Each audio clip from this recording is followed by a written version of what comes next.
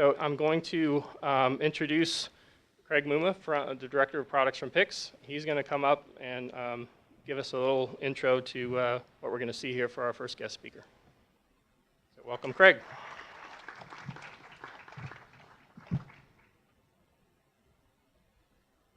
Hello. As introduced, Craig Muma from PIX Systems. I'm the Director of Product. And I've just recently joined PIX in the last few months to really kind of bring together, you know, the forward thinking of what PIX is doing for the film industry and partnering and bringing aboard such products as Dispatch from Billy and Tyler, which was extremely innovative of what they're doing as filmmakers and the deadlines they have. And always as filmmakers, we're always trying to find the path of least resistance, right? To get to what we need to do to release the product. And these two have done that with taking advantage of the Adobe Premiere and all its offerings of way you can get in and use its API structure as well as the PIX structure, and also taking care of their own camera negative, taking care of dailies and everything through what they've written. They're going to show that to you today. And I think one of the important things is PIX Systems. If you guys are probably familiar with PIX, we are the place you go to review your stuff that you shot every day, and you go in securely, whether you're going through your iOS device or your set-top box, and also your web and desktop application. We'll be announcing a bunch of new products over the next year, including Apple TV, and the forthcoming Dispatch as part of our suite and so forth. So if anybody wants any information after they see this presentation, or they want to be on a mailing list to see what is coming in updates, dispatch@pixsystem.com, and we'll add you to that, and we'll give you updates and what's forthcoming. But this is a really cool process that these guys have developed on the hit series Mindhunter for Netflix. So any other questions, just let us know afterwards. Appreciate it. Hello, everyone. Good morning. I'm Tyler Nelson, and this is Billy Peak. And for those who don't know who we are, we work with David Fincher on, and are currently working on Mindhunter Season 2. I'm an editor on the show, and Billy is an assistant. I've worked with the David Fincher editorial team since for 12 years, since The Curious Case of Benjamin Button, and I've worked on every single project since then. And Billy joined our team back in 2013 on Gone Girl, and he started as an assistant editor, and now he's pretty much running the assistant team on Season 2. And what we're doing here is we're showing you a product that we created called Dispatch. And Dispatch is essentially a tool that was created out of necessity because over the course of the last 10, 15 years, the role of an assistant editor has changed from being an assistant editor doing assistant editor tasks to being more of a data wrangler. And that's something that we wanted to help with. So all the menial tasks that don't require human judgment, we've put into a tool that automates those things, and that's what we're going to show you today. So Billy? Yeah, so when I joined the team, Tyler had this amazing product, or not product at that point, but a database which we called our codebook. A lot of cutting rooms have this. It's a database that just tracks every asset for every shot. And the name comes from, back in the old days, on film, there would be a large book where you would have the key code that every take existed at. And that was how you line back up from your print, your work print, to find the original negative. You would take the key code from your work print, look it up in the code book, and find the original negative that key code went with. As things have become more digital, the code books have been more about lining up your slate names with the original camera file name. And so we had this great automated tool that Tyler had created that would do could import EDLs and do a lot of that lining back up for us. And over the course of the next few years, we really started thinking, now we have this database that knows everything, knows where all our footage is, knows all the metadata about our footage. What else can we hang off of it? And that's what we're going to demo for you today, is a lot of the automation that can come from having all that data in a centralized place. And it finally got to a point where we are now have been acquired by PIX, and PIX is going to help bring this workflow to anyone who wants it. So I'm going to go, basically we're going to go through a day of dailies using Dispatch. I'm going to go through and demo the way that we do it now. And Tyler is going to play the role of a starry-eyed assistant editor, going through and doing it all by hand. So like bringing in the clips by hand, naming them all by hand, organizing them all by hand, the way that you would have to do without any automation. Yeah. So what I have here is a day's worth of dailies from season 1, episode 5 and 6, and I'm just importing into Premiere the way I used to do it. And in here I have all these clips with the Camera Original naming convention, and there's 226 clips in here. And I have my script notes, and I'm going to go through and start working on this. And while Tyler does that, we're going to switch back to my screen. And I'm going to walk you through a little bit like this UI that you're seeing. So this is our code book. This is what you're seeing is the data about one shot. So this is shot 107-009F, take 8, BCam. You can see we collect a lot of data. We have information about the lens, the episode, the scene, the setup. We can go over here and look at information about the audio. So this is what we're going to be building for the same shoot day that Tyler is working on. We're going to start building our collated information for the same shoot day. So I'm going to import a CSV from a program called NextLab. NextLab is what we use to transcode our dailies on. It imports all the raw 8K R3Ds and all of our production audio, syncs them up, transcodes ProRes, and then it can kick out an ALE or a CSV or an XML or whatever you want it to kick out to tell you everything that it's processed and all the information that it gathered about that.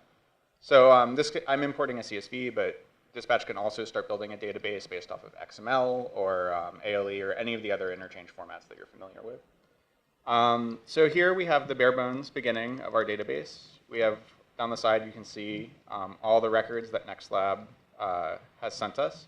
It's pulling the slate names from the audio. So that information automatically gets extracted from what the audio recordist put in. These files have never been named by hand. None of this has been hand touched yet. And we can see, you can see some of the information about it, like what frame size it was. We shoot with an extraction area, so it's pulled that information out of the frame guides on the camera.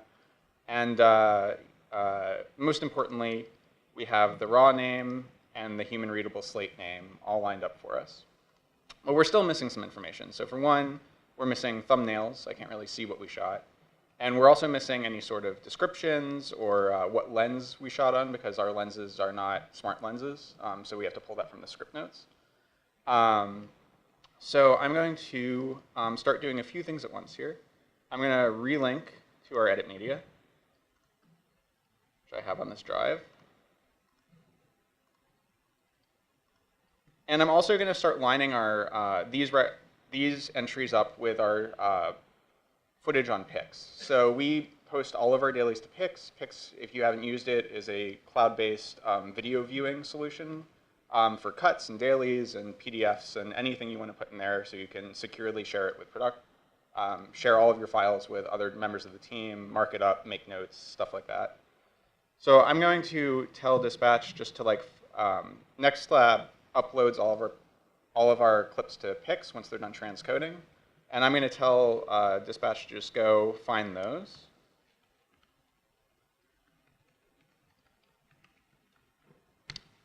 Enter my PIX login. And then it's going to go start finding those in the background. And I'm also going to start, now that I've relinked my footage, generating thumbnails. And this is all to help us prep our dailies. So by the end of this, I need to send a playlist of all of our dailies on PIX to everyone in production so they can view it. And I need to create a dailies report, which if there's any assistants here, they'll probably be pretty familiar with making PDFs of everything that was shot that day to send out with dailies playlists. And I also need to make what Tyler's doing, make an organized project for the editor so he can start working. So let's import our script notes. Our script supervisor uses a companion database on set, but this can also import from Excel files, or there's a really popular app called Script-E, which a lot of script supervisors use. It's integrated with that as well. And I think now is a good time to mention that this is actually one of the things that Dispatch is trying to solve, which is there are all these, in the process of making a film, all of your metadata and all of your information about the film is fractured over many different programs. So Scripty has your script notes, but Premiere also needs to know those notes. You may have sound reports that have information about the sound and camera reports that have information about the camera. And what ends up happening is there has to be a lot of double entry in most workflows. So like these script notes a lot of times have to be transcribed again by an assistant editor into the editing system, which means really you're having a human enter the same information into a computer twice. And the idea is to eliminate that, because once a computer knows a piece of information in one place, you should just have it know it in all the places. And Dispatch, in a lot of ways, you can think of as a central nervous system or a hub that reaches out to all those programs, collects all their information, and then communicates what each program needs to know and when to the other programs that are being used. So it's telling me a couple things right now. It's finished finding all my clips on PIX, which is great. I'll deal with that later. And it just finished making all my thumbnails, which is also great.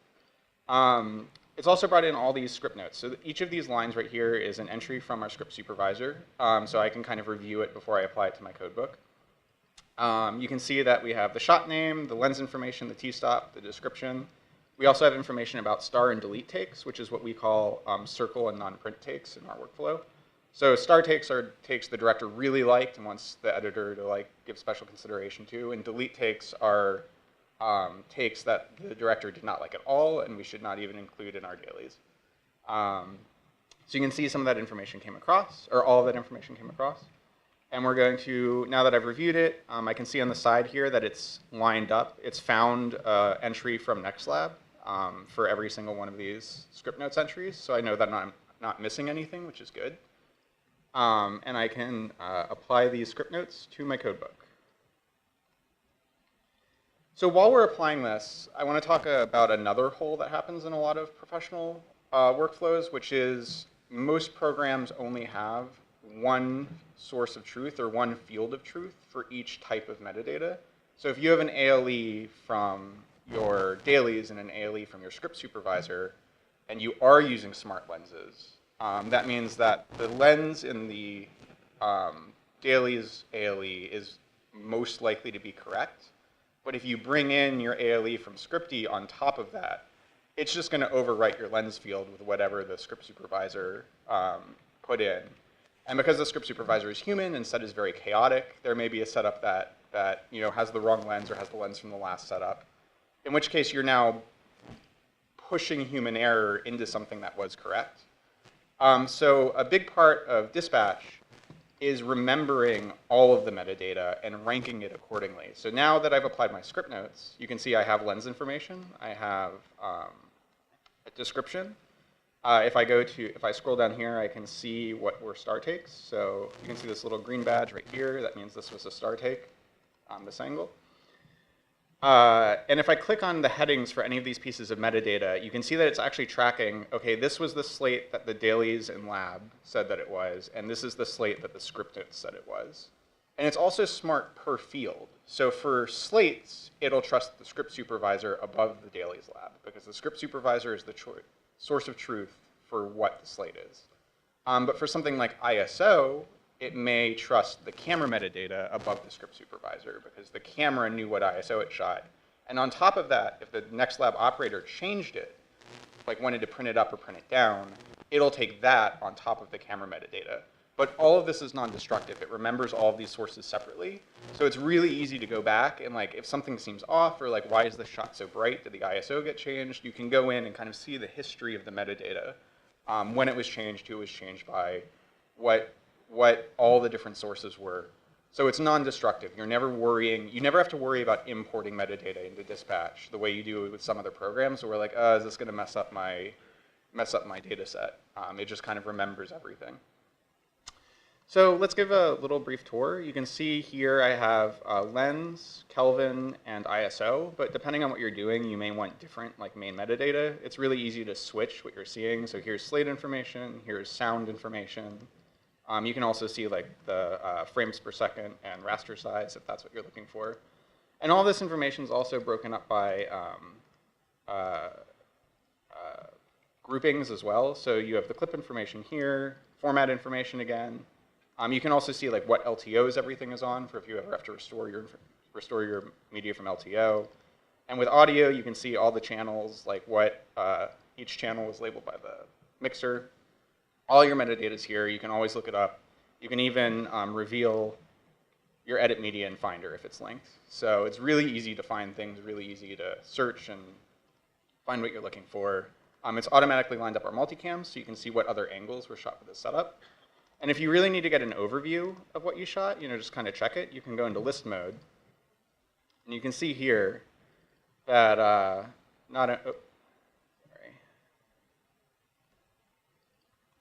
I have this data in here twice.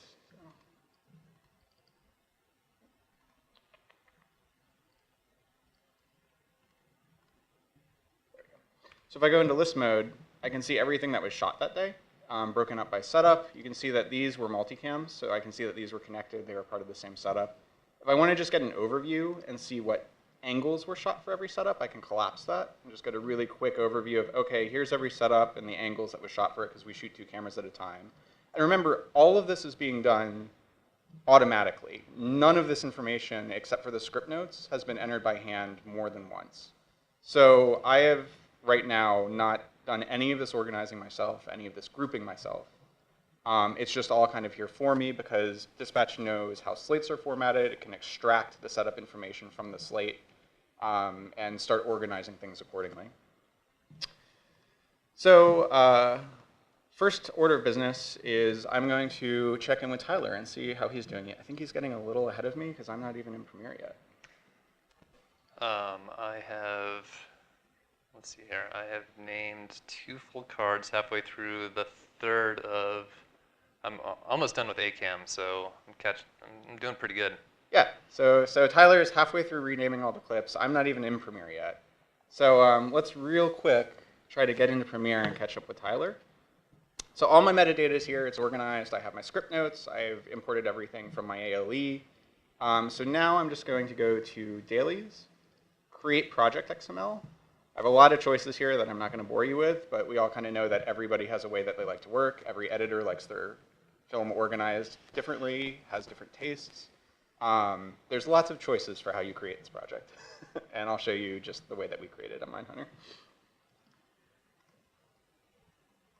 So I'm going to tell it to make that XML.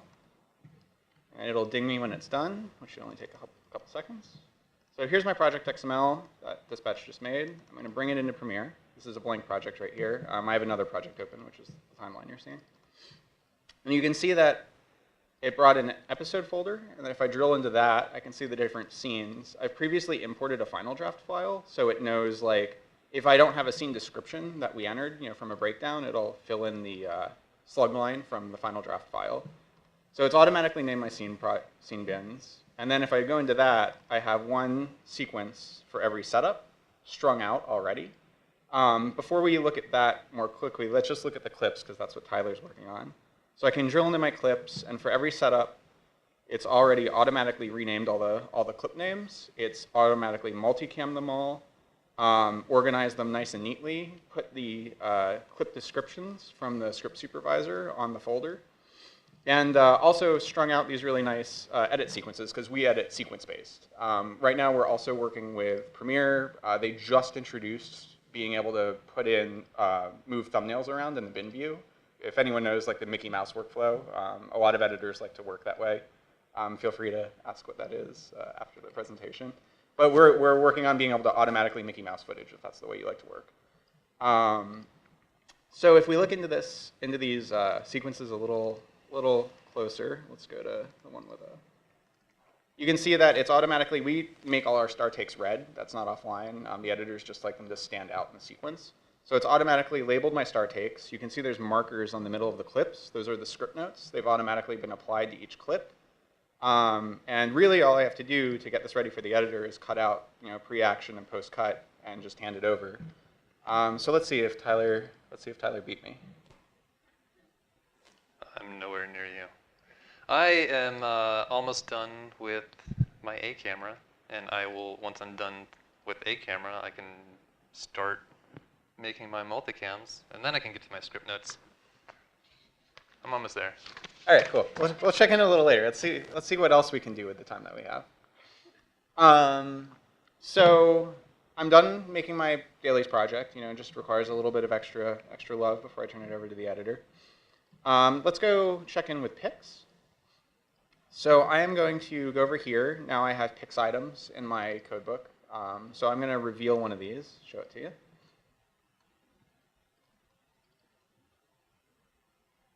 We're going to connect to the internet. Oh, you know what? Let me show you a different scene. Sorry. That's better metadata.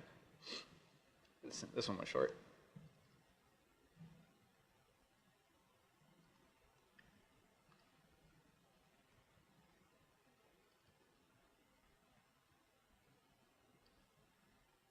So what this is doing is it's opening up the folder where this clip lives. So you can see all the clips here. It's these clips get uploaded with slate names, but a lot of times they haven't been like, you know, for delete takes, NGs haven't been added, or sometimes they're a little bit not quite what we want. So dispatch has gone through and added all of these names, renamed these to make sure that they're all correct if I made any changes inside the program. It's added the descriptions. It's added circle and star take information. So you can see these two are my star takes. And it's also on each of these clips, just as a little bonus, if you go to attributes, it adds this quick look attribute for production. So like this is all the metadata that you would most want to see if you like really quickly wanted to look up some values on set. Like, oh, what lens did we shoot that on? What ISO was it at? It's really easy to just see it because one of the downfalls of modern production is there's so much metadata. And it's good if you have like something that's a little intelligent about what's actually useful to push that to the top for the artists. So the last thing I need to do is make my playlists. So I'm just going to go to dispatch, go create playlists, and let that chug in the background.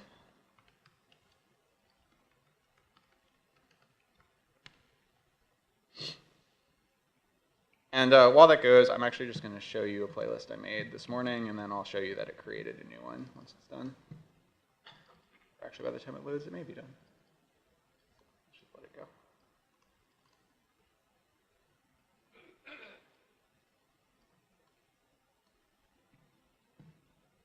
So it's creating a playlist right now. It'll be just like this one. We send our playlists in scene order and setup order, but reverse take order, which if you've ever had to sort that by hand is tedious because you have to go through, you either have to reverse everything, then go through and move the scenes in the correct order and then move the cameras in the correct order, or you have to go through with everything sorted alphabetically and then reverse all of the takes. So it takes a long time. This just finished. I made a little new playlist. You can see here, everything is in reverse take order, 256 clips. All I have to do is make a dailies log, which I'm going to make right now, and send that off to the studio and to production. And also, making these dailies logs can be a really tedious task. A lot of people pull their frames by hand. Dispatch obviously automatically pulls these thumbnails. And the other thing that's nice about it being designed by working assistants is that a lot of programs have a problem when they do first, middle, last frame, where they actually do first, middle, last frame, and the first frame is almost always a slate, and the last frame is like half the time just a blank frame where the actors walked off. So this is a problem that a lot of people know about. So we've designed ours to just take 15% in, 85% out, and then just use that as the first and last frame. And you can see as I move through this, that all of these are actually pretty usable, right? You don't have like the stupid slate at the beginning and the blank frame at the end. And if I show you this dailies report that we just made,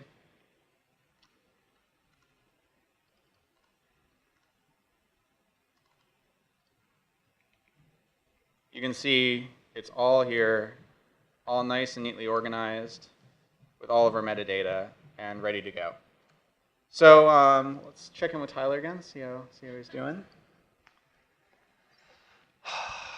I am working on renaming the B cameras now. Cool. So that's progress.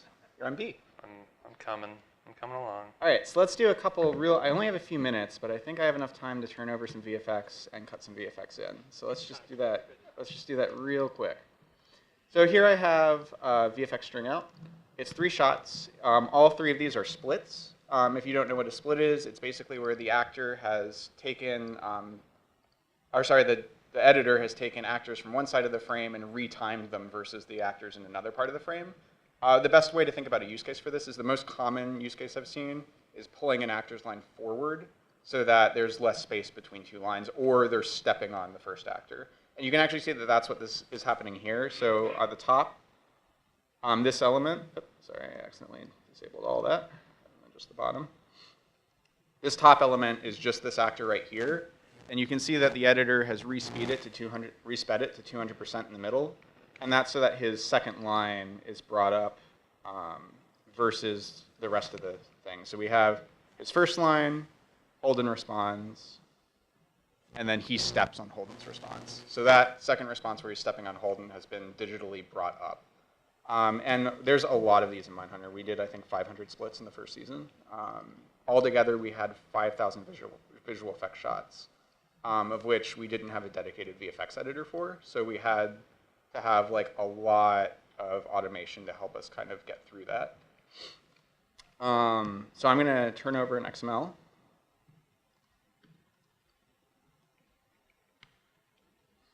And then I'm going to go to my VFX records in Dispatch.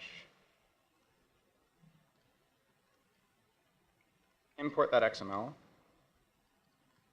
And if you've turned over VFX before, you may have noticed that I didn't do anything to really prep it. I didn't make a pull list. I didn't make a special pull EDL.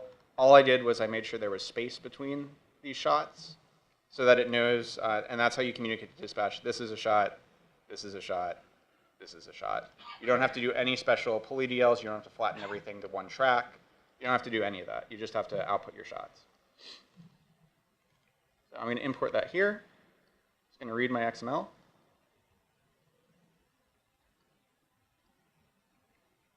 And you can see it's automatically giving me 3 records. So I have all 3 shots here.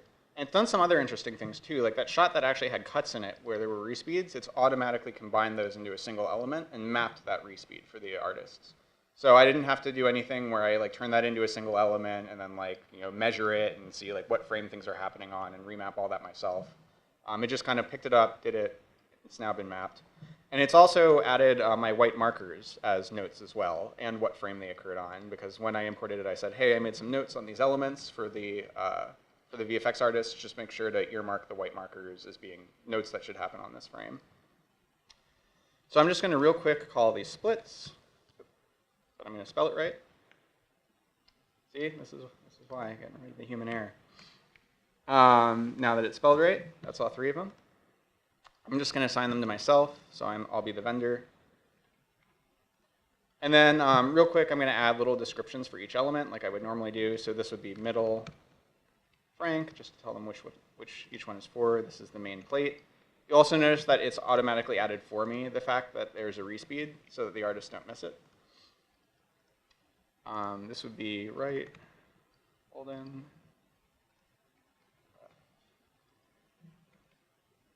Frank.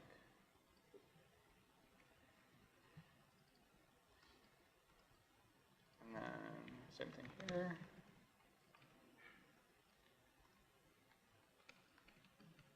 And that's it. That's all I have to do. If I wanted to change my handles, I could change that to have more pull or comp handles. But these are ready to be turned over. So I'm going to export these. I'm just going to export simple JPEGs because that'll be easier on my poor laptop. It doesn't like transcoding 8K EXRs. Go figure. So I'm just going to export some JPEGs. So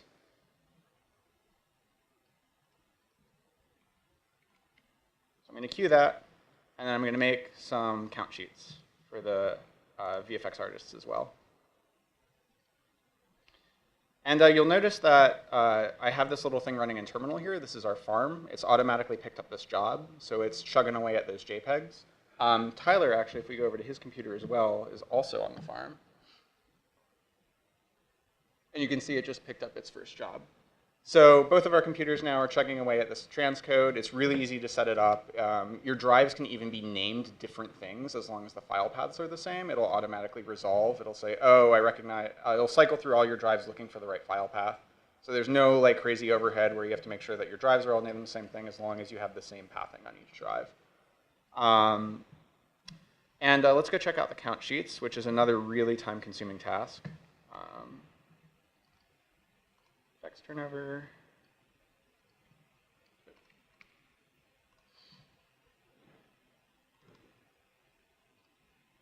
So you can see these are really nice organized count sheets. The respeeds are automatically mapped for the artists. It has information about the output format that we just rendered with, everything they would need to know, all the lens info from our codebook, the descriptions, what day it was shot in. If your camera pulls time of day, it'll also include time of day, which was a request from one of our vendors, so that like for outdoor shots, they can kind of recalculate what angle the sun was at. It has all sorts of information, and it's easy to add more if there were ever special requests.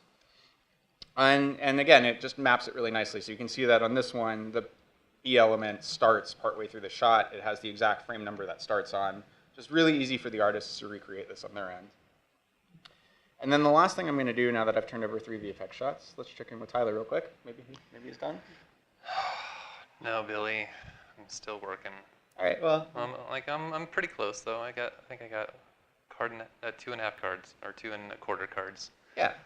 I'm nearly there. Cool. So the last thing I'm going to do is I'm going to cut in some VFX. So sorry, that was turnovers. So I'm going to take a delivery of 45 shots. These are all stabilized shots we got back from one of our vendors. You can see there's one entry right here for each shot we got back. Dispatch also automatically does a lot of error checking, like it makes sure that the time codes match up between the offline and online, so you don't run into problems in conform. If it does notice that the time code is off, it'll actually automatically rewrite the time code in the online files to match the offline files, so that when you conform, you're not cutting things in like a frame off, which happens a lot, where the offline will be 1 frame off, like the start time code will be 1 frame off. And that's a nightmare, because that's really hard to catch, and it happens all the time. It also automatically fix some basic naming things, like if one thing is missing a leading 0 in the version, it'll automatically add that to the online files, so that they actually line up when you go to conform. You have way less conform errors this way. You don't get a call at 3 a.m. of like, oh my god, where's that file? Like, I can't find it. It's version 2, and it turns out it was on there. It's just version 2 had 1 0 for the offline media and 2 zeros for the online media, so Baselight couldn't find it. So we're going to make an XML. You can set different clip colors for all of your different statuses. If you want like your finals to be a different color than like could be betters and stuff like that. We just label all ours the same color, but that is available if you so desire.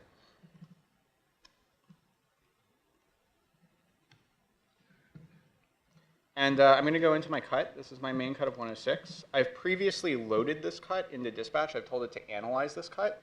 And what Dispatch will do is it'll go through and it'll say, oh, I recognize that shot, that's the plate for this VFX. Oh, I recognize that file, that's the plate for this VFX. And it'll remember where that is and what time code it's at.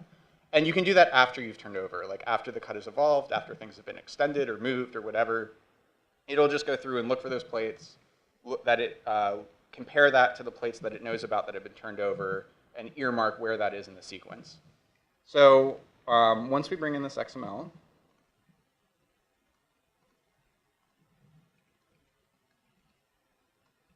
right here. It's going to import all of my files. So here's all my stabilizations. You can see that they've been labeled this blue color, which is the color that we like. And it also made this cut-in sequence. So it has a slug at the beginning that it uses to space out all of these shots. You can see that they're already all spaced out.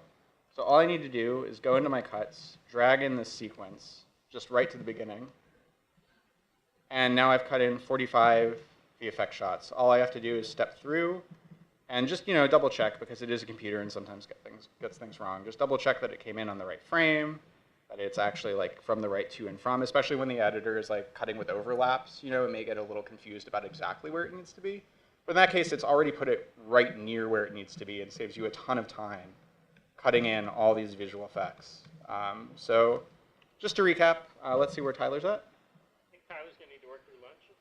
Yeah. Can I get some more time?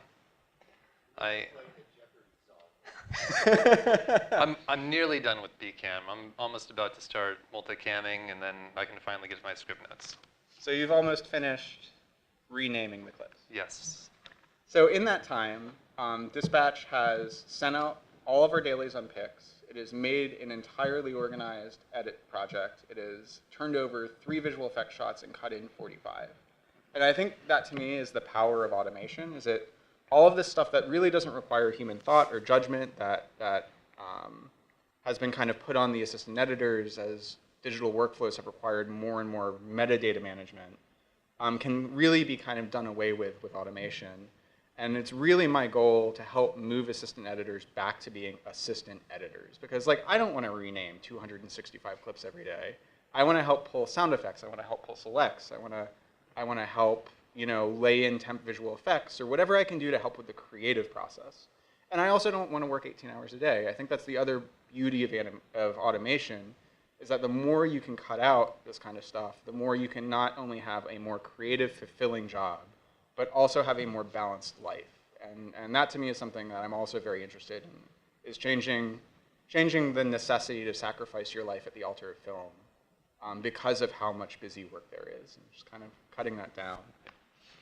Yeah, and basically over the course of like, we've had it pretty easy because we have access to this. This is something that we created, and some of our close friends have it as well. It's being used in a handful of friends' projects at the moment, and we have a handful of projects starting in the very near future. But because of our partnership with PIX, we're trying to make that available to the world at large. So based on what Craig was saying, you know, as long as you write to that email address, dispatch@pixsystem.com, and get on the mailing list, you'll be, you know, we'll be telling you when things are becoming available.